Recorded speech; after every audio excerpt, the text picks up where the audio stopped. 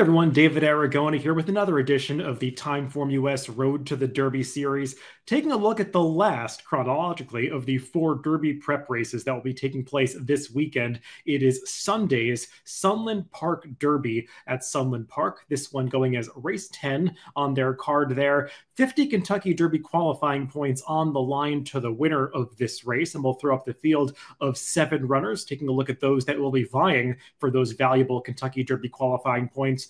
Though do note, it is possible that those 50 points might not be awarded, or some of those points might not be awarded, because there is a Bob Baffert trainee in this race in the form of the morning line favorite, the number 6, Hard to Figure. And of course, as has been widely reported, Bob Baffert horses, those still trained by Bob Baffert since March 1st, not eligible to receive Kentucky Derby qualifying points this year. So something to be aware of as these horses look ahead out of this race, moving on towards the Kentucky Derby potentially. We do have the local winner of the Mind That Bird Derby in the mix. That is the 3-1 second choice on the morning line, the number 4, Henry Q. And a few of these horses, including 2 of those that we just mentioned, are looking to be forwardly placed in this race. So before we get to the contenders, let's take a look at the TimeformUS pace projector to see how these horses could sort themselves out on the front end. And you do see that fast pace flag showing up for this race. Unsurprisingly, the number 6, Hard to Figure, shown on the lead. He's a horse that has a lot of early speed,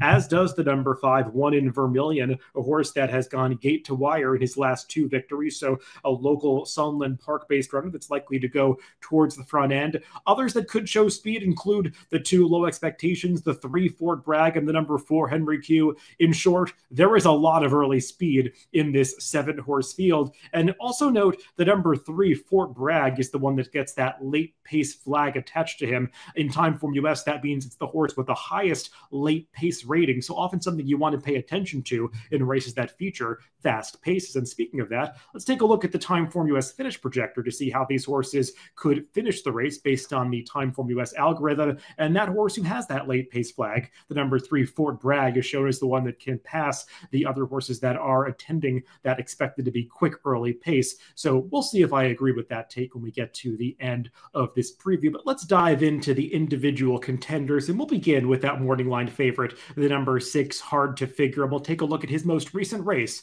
when he was a narrowly beaten second in the Robert B. Lewis in early February at Santa Anita. He was by far the biggest price of the 4 Bob Baffert trainees that were running in this race. And yes, all 4 of the horses that participated were from the Bob Baffert stable. And Hard to Figure was the outsider among that group, but he almost pulled off the big upset, battling eventual winner Newgate to the wire. Hard to Figure did benefit from a favorable pace scenario this day. They didn't go that quickly up front. You see that blue color-coded pace figure in the middle of his running line there.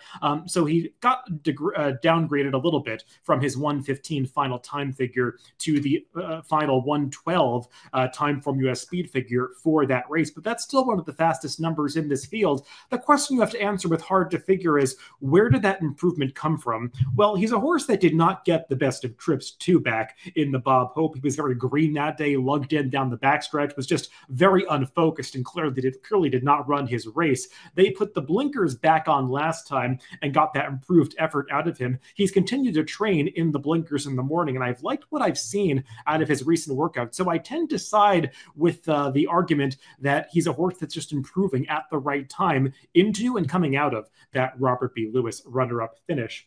Let's move on to an ex-Bob Baffert trainee. That is the number 3, Fort Bragg, who has since been switched into the Tim Yakteen barn. And we'll take a look at his maiden victory when he was still in the Bob Baffert stable. This is going all the way back to the beginning of November of last year. And this was the last time he won a race. He is just a maiden winner, though he has crossed the wire first on 2 occasions, because prior to this, he was disqualified out of the victory where he actually finished ahead of eventual San Felipe winner Practical Move. So Fort Bragg kept some good company when he was a 2-year-old. He returned as a 3-year-old last time in the San Felipe and ran a decent race. He got a fairly wide trip there, going 3 to 4 wide around the turns, made a menacing move coming to the top of the stretch, but just couldn't sustain it in the final quarter mile and faded towards the end of that race.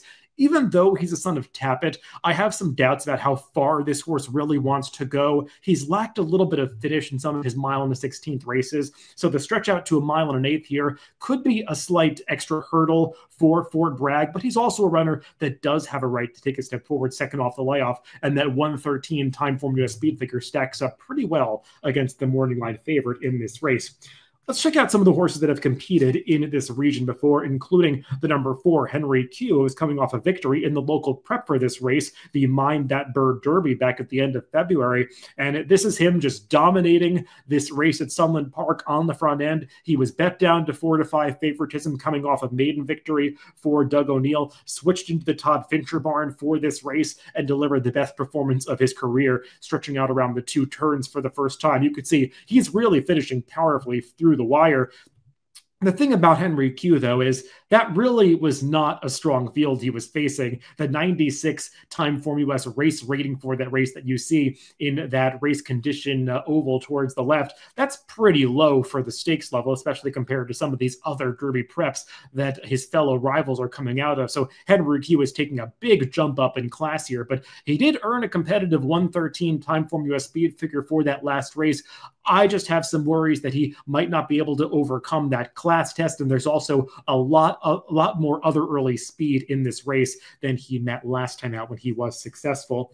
Another horse coming out of a victory at Sunland Park is 1 in Vermilion. We'll take a look at his performance in the Riley Allison Derby back from the end of January, and he was pretty game to get the job done this day. That is him hugging the rail coming into the stretch, battling back along the inside after getting passed around the far turn. He's a horse who has a lot of early speed, showed it on this day. After losing the lead, he battled back at the very end to get the victory over. How did he do that? Who was the second place finisher in this race and will be also back in this Sunland Park Derby field. These are just horses that are going to have to get significantly faster. 1 in Vermilion only got a 95 TimeformUS speed figure for that last victory. That's the best that he's done so far, and that's a good 18 to 19 points lower than some other horses have already run in this race. So he's just going to have to get significantly faster to be as effective in the Sunland Park Derby. And as for how did he do that, who was second in that Riley Allison Derby last time out, he's another horse that is just going to have to improve on the speed figure scale. He's only earned numbers in the 90s so far, and he's also had a lot more experience than some other runners in this race. How did he do that? Is making his 9th start of his career now. So not sure how much of a step forward we can really expect to see from him as he makes his return from a brief layoff coming back 2 months after that runner-up finish in the Riley Allison Derby. One more contender to take a look at, and that is the number 2, Low Expectations. Let's check out his most recent victory when he won a starter allowance race at Santa Anita.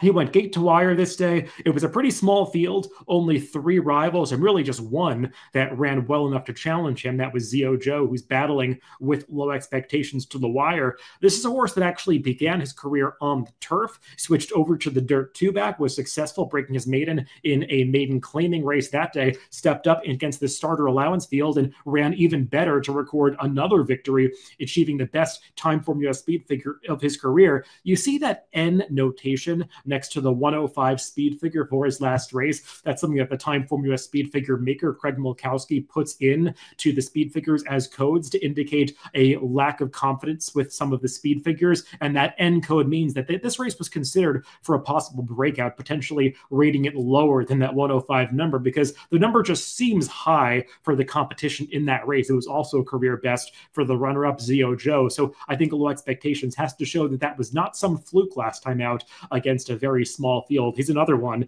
that is going to be getting a big class test as he moves into stakes company for the first time. But he is a horse that's outrun his odds on many occasions before, and the added distance is not figure to hurt him in the least. So let's throw out my picks for this Sunland Park Derby, and I'm going to go with that morning line favorite, the number 6 Hard to Figure, the one that is still in the Bob Baffert stable.